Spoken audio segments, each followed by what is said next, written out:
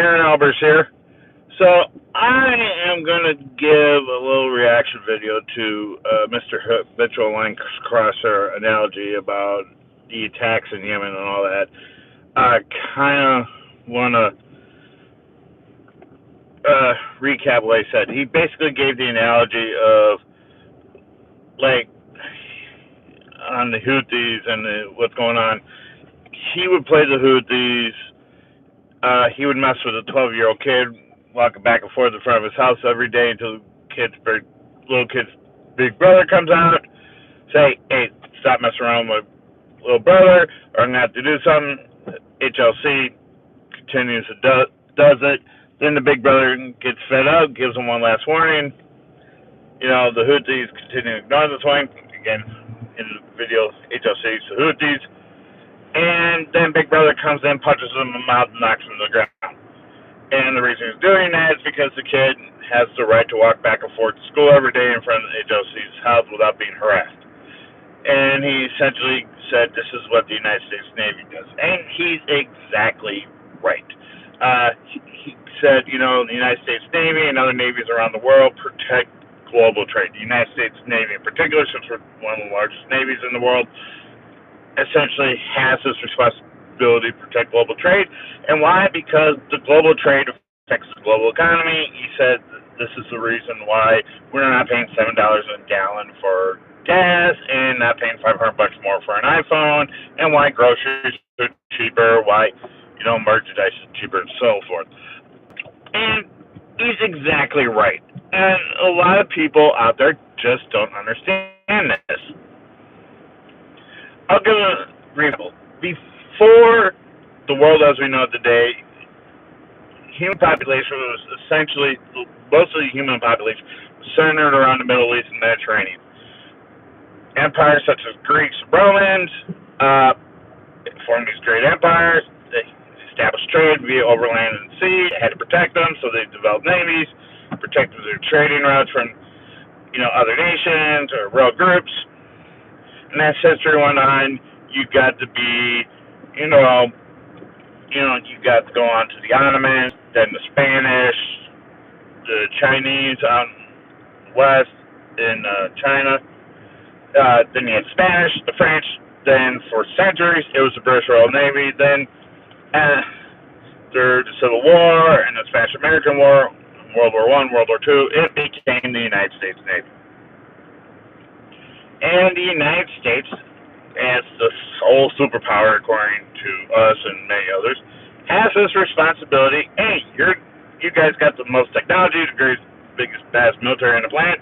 We need you to step up and protect world trade.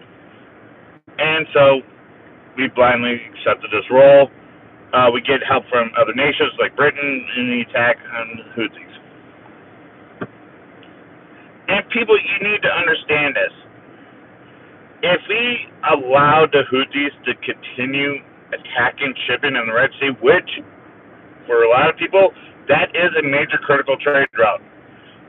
A lot of shipping goes up and down through the Suez Canal and ports in Europe, the Mediterranean, and all that. It's cheaper. It's a lot more fuel efficient than going all around the entire continent of Africa to go all the way to those same ports. Which is, again, why cost of goods and cost of fuel is significantly lower than it is. And so the United States, when this all started, said, hey, this is an important trade route. Shipping companies are going to start stopping, they were stopping their shipping route. We had to go out into the Red Sea, form this coalition and all that, to stop this attack on shipping. And believe it or not, the United States and the rest of the world gave the Houthis enough warning and time to stop the attack, saying, hey, stop the attacks or you're going to get punched in the face. That's essentially what they said. We're not interested in fighting you. We just want you to stop these attacks on shipping and all that so that everybody can feel safe and the global economy is not affected. And the Houthis, backed by their Iranian backers, basically gave the world, and the United States in particular, the big middle finger and said, F you.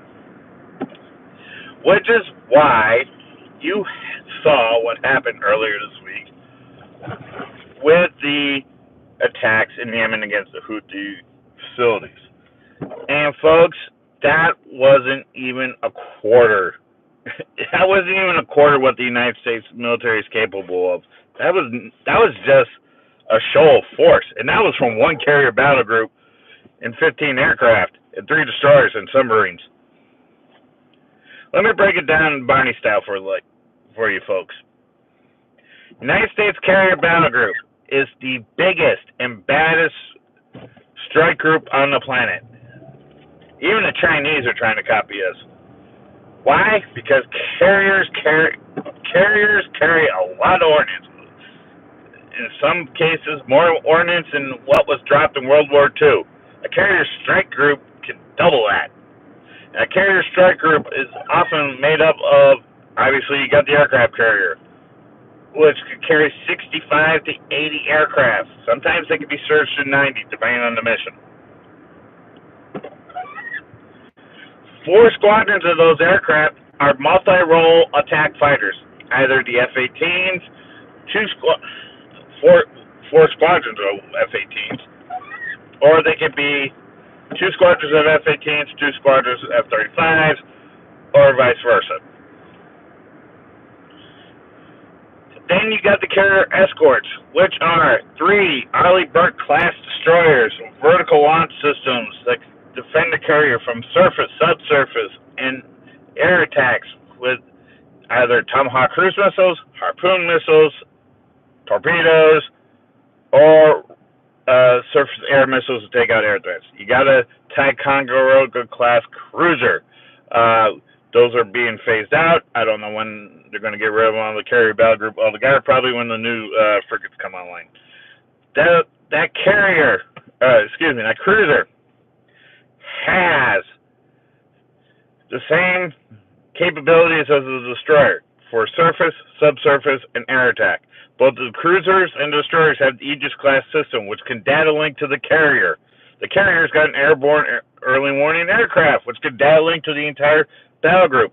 And with that battle group, not often traveling with it, but out ahead of it, or can be attached to it, is either a Los Angeles-class attack submarine, a Seawolf-class attack submarine, or the newer Virginia-class attack submarines. All these ships are capable, including the submarines, of launching Tomahawk cruise missiles. And a lot of times, you're probably going to have one of the 4, and I stress this, there's only 4, 2 in the Atlantic, 2 in the Pacific, Ohio-class guided missile submarines. They took Ohio-class ballistic missile submarines and turned them into cruise missile carriers, which can launch up to 100 cruise missiles out of their former intercontinental ballistic missiles tubes. So, and all that explosions and stuff you saw on earlier in the week came from 15 F-18 Hornets, 3 destroyers, a British surface asset, and 4 British fighters. Folks, if the carrier wanted to, the carrier could have turned Yemen back into third world country in the Stone Age. They didn't. They just took out 60 rebel targets, which means they held one hand in the air by tying the other hand behind their backs. Why? To protect shipping and protect global trade and not protect the global economy. The United States and Britain and the rest of the world said, we have had it with the Houthis, we're going to do a show of force here. And yes, Habitual line crosser had it right. America is the big brother.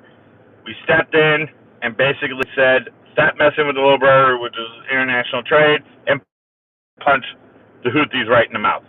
And we will do it again if need be. And I think China and Iran And Russia probably saw, okay, the United States may not play around anymore. They may not be as weak as they seem. And I'm not going to get into the whole history why this stuff has been glossed over in history and world political classes at the high school and college level. That's all politics. I don't want to get the politics on Habitual White Crossers reaction videos because, or his videos, because he rarely does it. He hardly ever does it, I should say. But the United States will do it again, if need be, which is why you see carrier battle groups deployed off into the hottest regions in the world. Taiwan, the Persian Gulf, Mediterranean off, Israel, because Israel's right there next to the Suez Canal, and so forth. Trust me, that is the United States military's job, especially the United States Navy. Is go out, be force projection, and protect the world and the global market. It's not about oil. Because everything those on those container vessels come from some other ports, and they come into our ports, and we buy them at market for the places Walmart, Target, Amazon, things like that. And they're a lot cheaper because there's men and women like me and younger out there sailing the world, spending time away from their friends and family. Make sure that doesn't happen. All right, so I just wanted to leave it at that. Everyone, I want you to have a good day. And since it's the NFL playoffs and my home state Packers are playing, go Pack Go. Have a good day. Bye.